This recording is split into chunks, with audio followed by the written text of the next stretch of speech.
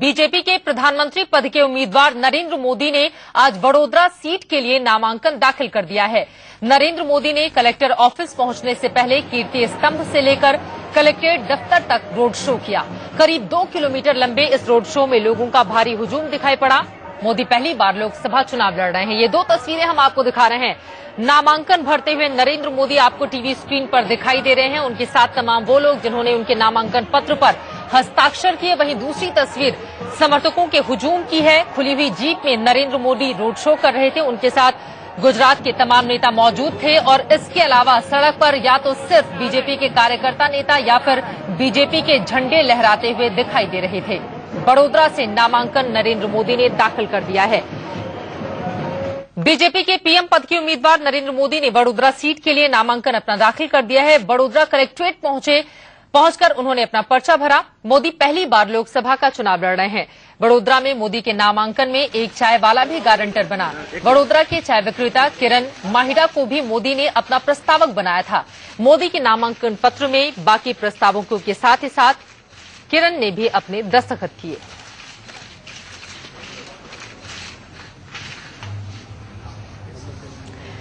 ये 2 तस्वीरें हम आपको दिखा रहे हैं। चाय वाले जो चाय बेचते हैं वो काफी ज्यादा खुश नजर आए नरेंद्र मोदी का नामांकन पत्र पर जैसे ही उन्हें हस्ताक्षर करने का मौका मिला। बहरहाल नामांकन भरने के बाद नरेंद्र मोदी ने क्या कुछ कहा वो सुन लेते हैं।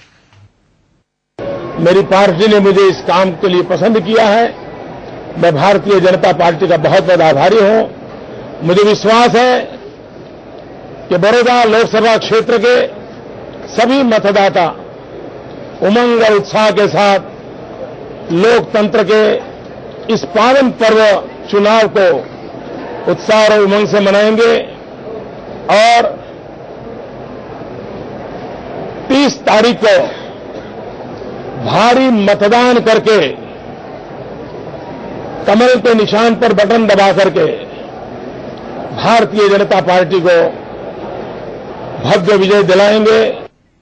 वडोदरा के अलावा वाराणसी से भी उम्मीदवार हैं नरेंद्र मोदी बीजेपी के। नामांकन भरने से पहले मोदी ने वडोदरा में रोड शो भी किया। उनका ये रोड शो कीर्ति स्तंभ से वडोदरा कलेक्ट्रेट तक चला। ये सफर करीब 2 किलोमीटर का था और इसे पूरा करने में घंटों का वक्त भी लगा। मोदी एक खुली जीप में बीजेपी के वरिष्ठ नेताओं के साथ कीर्ति स्तंभ से वडोदरा कलेक्ट्रेट के लिए निकले। वो लोगों का अभिवादन स्वीकार करते हुए आगे बढ़ रहे थे तो भीड़ से मोदी मोदी के नारे गूंज रहे थे। नरेंद्र मोदी की एक झलक पाने के लिए लोग घरों की छतों और बालकनी में खड़े थे। मोदी हाथ हिलाकर इन लोगों का अभिवादन स्वीकार करते हुए आगे बढ़े। मोदी के काफिले के साथ भी भारी तादाद में लोग चल रहे थे।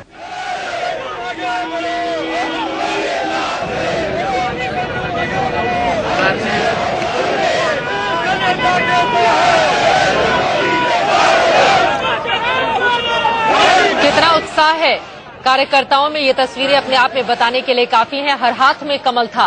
मुस्लिम समर्थक भी पहुंचे हुए थे। नरेंद्र मोदी के नाम की गूंज आज पूरे वडोदरा शहर में सुनाई दे रही थी। महिलाएं भी बढ़ चढ़कर हिस्सा लेने के लिए पहुंची थी। बाकायदा कलश यात्रा भी निकाली गई जिसे शुभ माना जाता है। 11:15 से 11:30 के बीच में नरेंद्र मोदी ने कलेक्ट्रेट दफ्तर पहुंचकर अपना नामांकन भर दिया है। गुजरात की 26 सीटों पर 30 अप्रैल को चुनाव होने हैं। और वहीं चाय वाले किरण भाई नरेंद्र मोदी के प्रस्तावक बने। इंडिया न्यूज की कार्यकारी संपादक शीतल राजपूत ने किरण भाई से बातचीत की। वडोदरा का कलेक्टर्स ऑफिस, नरेंद्र मोदी तो अपना नामांकन यहां पर दाखिल करके चले गए, लेकिन गहमा गहमी अभी भी बनी हुई है। और हमारे साथ जो ताजा सेलिब्रिटी बने हुए हैं किरण भाई, जो यहाँ पे चाय की दुकान चलाते हैं, जिनसे हमने लगातार बात की। किरण भाई, आप तो सेलिब्रिटी हो गए, सब मीडिया आपके पीछे, सब आपके पीछे। नहीं, आपने तो कर दिया सबको।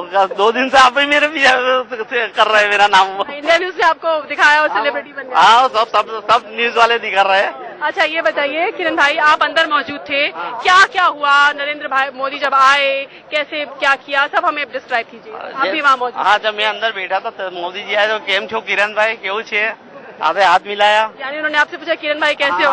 नाम से जानते हैं ना। हाँ। फिर क्या हो, मेरा वतन कहाँ है वो सब पूछा। और फिर आपने क्या किया प्रक्रिया में? आपने कैसे हिस्सा लिया? आप प्रपोजर थे? हाँ, तो उसको मेरे को फॉर्म दिया, मैं कलेक्टर को फॉर्म दिया। दूसरा तो उनका काम चल रहा था।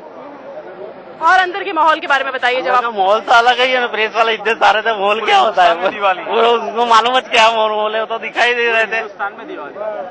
और नरेंद्र मोदी ने कुछ और कहा आपसे? नहीं, दूसरा कुछ नहीं क्या। और इसके अलावा वहाँ और लोग भी मौजूद थे, क्या क्या हुआ अंदर पूरा आप हमें बताएं। नहीं, अंदर बताने की क्या जरूरत। आप कितनी देर पहले गए अंदर? मैं 2-3 मिनट पहले ही गया था। 2-3 मिनट पहले गए थे। फिर उसके बाद ये नरेंद्र मोदी ने, रूपाला जी ने, वो सब आए। अच्छा, आप चाय की दुकान चलाते हैं, नरेंद्र मोदी को अपनी चाय पिलाएंगे अब? हाँ, 100 तक। आप तो कह रहे हैं आपको पिलाऊंगा। हाँ जी, आप पूरी टीम को पिलाऊंगा मैं। अच्छा, आपने कल हमें पिलाई थी। लेकिन आप नरेंद्र मोदी आपको नाम से पहचानते हैं, तो यकीनन आपकी चाय पीने भी आएंगे। आएंगे ना, मेरे को बहुत अच्छा होगा। बड़ोदरा से नरेंद्र मोदी नामांकन दाखिल करके गए हैं, यहाँ के लोग बहुत भावुक महसूस कर रहे हैं, भावनात्मक तौर से जुड़े हुए हैं। हाँ, बाबा क्या, वो सबसे ज्यादा वोट से जीता के भी लाएंगे, रिकॉर्ड ब्रेक करके प्रधानमंत्री भी बनाएंगे। आपने ये बड़ी दिलचस्प सी हैट पहन रखी है नरेंद्र मोदी की।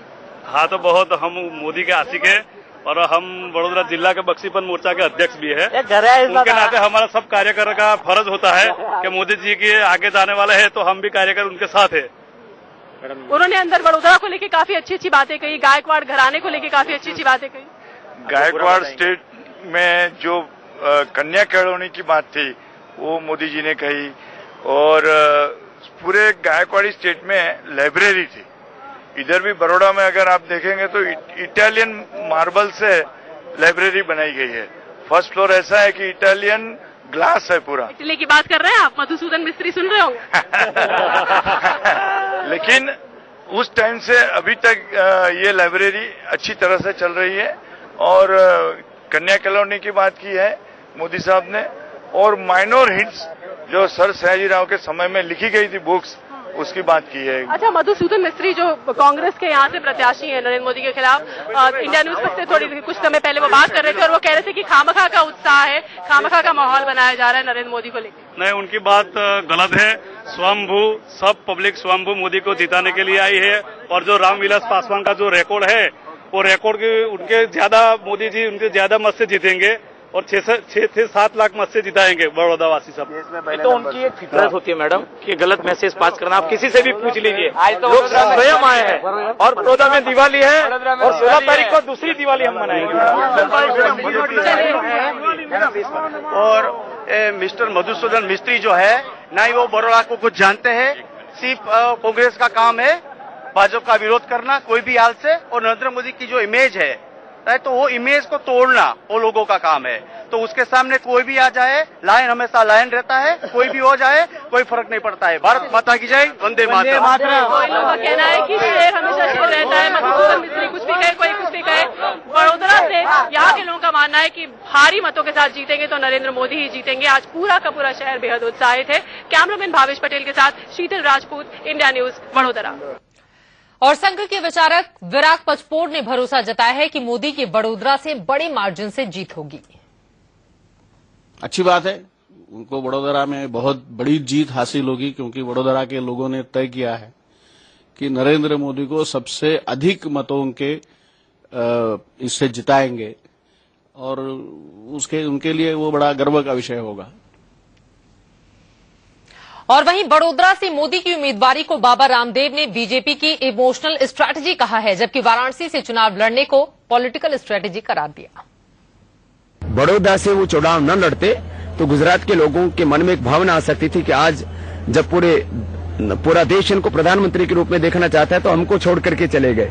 और वाराणसी से इसलिए चुनाव लड़ा क्योंकि वो एक पॉलिटिकल स्ट्रैटेजी थी कि वाराणसी से चुनाव लड़ने से 50 से 60 सीटों के बीच में उत्तर प्रदेश से पाएंगे, बिहार जीतेंगे और मध्य प्रदेश, और आगे छत्तीसगढ़ और झारखंड तक उसका असर पड़ेगा। तो वाराणसी से चुनाव लड़ना एक पॉलिटिकल स्ट्रेटेजी है और बड़ोदरा से चुनाव लड़ना एक इमोशनल स्ट्रेटेजी है, और दोनों चीजों का ध्यान रखना चाहिए राजनीति में।